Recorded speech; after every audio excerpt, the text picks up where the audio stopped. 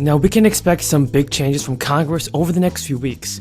Manchin is urging the Biden administration to change the Build Back Better plan immediately, and some Americans have just 2 weeks left to claim an $800 relief check. So make sure to watch to the end of the video to find out if you're eligible for the fourth stimulus payment, folks. You definitely don't want to miss out on this. Taxpayers in the US have less than 2 weeks to claim summer stimulus checks worth up to $800. The payments will go out to families who filed their state tax return by May 31st. The cashback, which comes through a tax rebate, will help around 3.1 million Colorado residents, and the Colorado Governor Jared Polis announced that payments will be worth around $400 for individuals and $800 for joint filers. The Consumer Price Index came in at around 8.3% in April, a few points higher than what experts had predicted. Governor Polis said in a statement that to qualify for the payments, you must be a full-time Colorado resident. Information from 2021 tax returns will also be used to process the rebates, but according to the state, eligible taxpayers can expect to receive the check in August or September. In various other states will send out direct payments to eligible residents.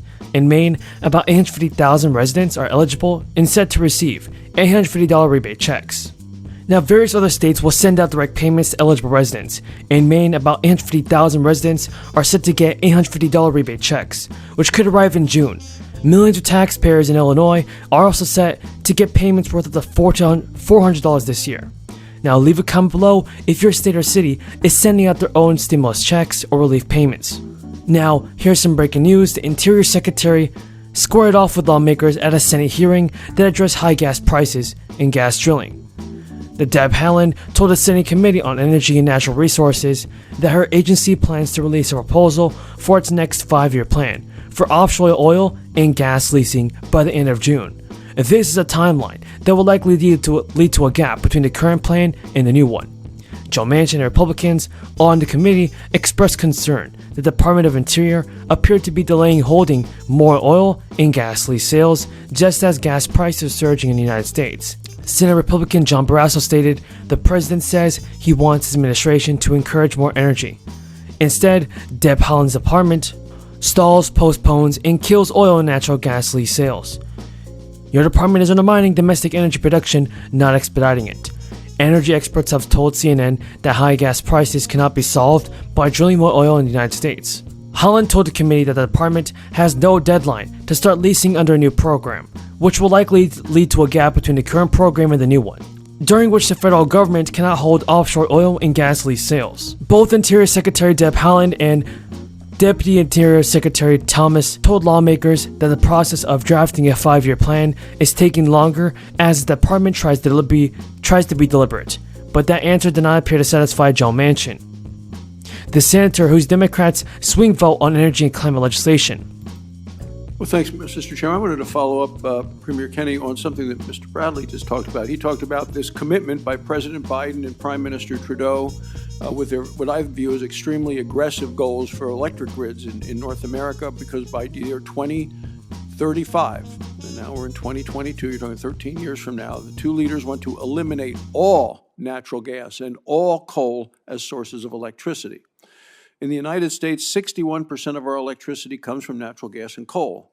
So, Premier Kenney, are you concerned that such aggressive goals are going to create reliability problems at the border and for people in your Yes, frankly, yes, Senator. We agree about the urgency of reducing emissions, and that's why, in fact, Alberta will have completely shifted away from thermal coal, which was 5 years ago our major source of electricity generation.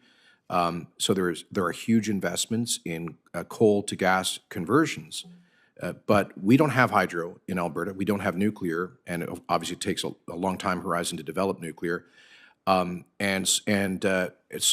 if the federal government requires us to move away from natural gas without a reliable baseload alternative, we won't have a reliable electricity grid, which would obviously be devastating to our economy. So we want to have ambitious emissions reduction goals, but they have to be realistic. And natural gas. Aaron, I'd love to start with you to just lay out for us what at, let's say, $39 a share for Twitter in the pre-market, the market is implying in terms of the probability of a deal, because that's the way this arbitrage works. You have to have a probability-weighted estimate of what the stock is worth based on various outcomes. What's your read? Yeah, and actually, it's a good point. I think investors have been becoming a little more constructive on the situation at these levels, because if you bake in even conservative assumptions for the likelihood of closing at 54.20 or the likelihood of a price cut, let's say to $42, or the likelihood of a break, even using some conservative assumptions, you get to a weighted average somewhere in the low to mid 30s. Okay, so weighted average of all those probabilities, low to mid 30s. That assumes mid to high 30s. Oh, mid to high 30s. Okay, so you're kind of there at this point. And you have to have, I guess, some assumption of in a deal break exactly where Twitter would trade down to, don't you? Yeah, so I mean, if we want to, for illustrative purposes, think about this, sentiment seems to be $25 to $30 on a standalone value for Twitter, theoretical value if the deal were to break today. So let's say, again, being conservative for illustrative purposes, you put a 50% odds of the deal breaking to those levels, and then we say 25% chance of getting to 54.20, 25% chance of a price cut. You're going to get to about $38 on a weighted average there. Got it.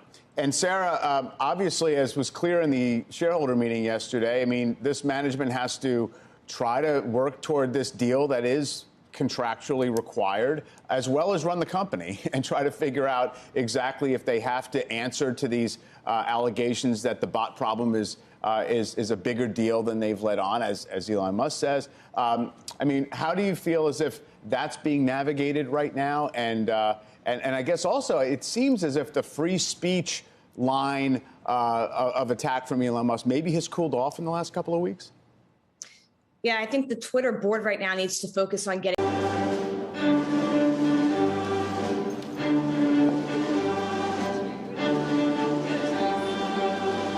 Ladies and gentlemen, the President of the United States, accompanied by the Vice President of the United States.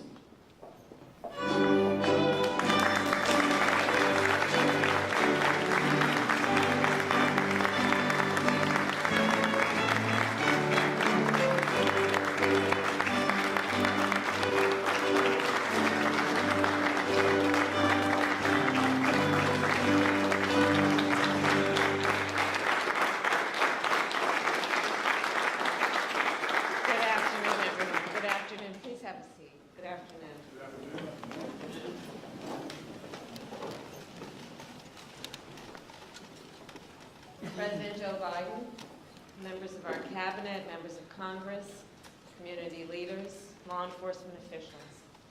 It's good to be here with all of you. Not under these circumstances, but it is good to be with you. And I know, of course, that today, following yesterday, that all of our hearts, of course, are with the people of Uvalde, Texas, with the parents, with the children,